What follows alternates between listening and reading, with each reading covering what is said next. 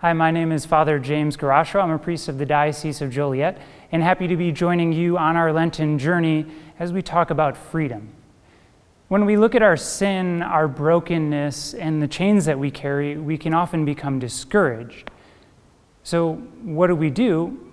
Well, we do what's very natural to us. We stare at the problem. And of course, this could lead to discouragement. We look at the shackles around our wrists. We feel the weight of the burdens that we're carrying, and we number all of the ways in which we are not free. This is very much like Israel, who, when they're on the cusp of entering the promised land, they see the Canaanites that are already living there and immediately throw hope out the window. They become discouraged as they look at their enemy's strength, their enemy's power, and all that the enemy has, rather than focusing on God's strength, God's power, and God's promises. Because God had already promised to Israel that they would have this land, but all they see are the obstacles that lie before them. God had said that Israel would conquer, and yet all they can focus on was their own inadequacy. Well, the same is true for us. The temptation can be that when we see our sin, our brokenness, and our inadequacies, is that we turn inwards, that we focus on ourselves rather than on God's strength, God's power, and God's promises for us.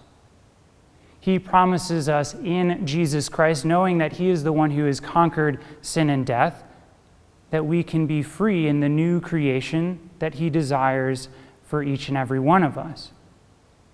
And so when we face our brokenness, when we face our sin, we feel the weight of the chains, the shackles on our wrists. Rather, instead of just focusing on the problem, let us focus on God.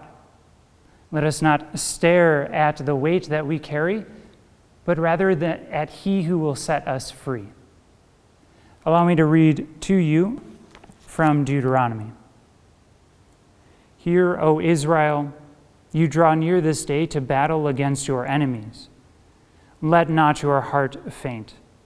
Do not fear or tremble or be in dread of them, for the Lord your God is He that goes with you, to fight for you against all your enemies, to give you the victory. Our Lord Jesus Christ desires freedom and victory in each and every one of your lives.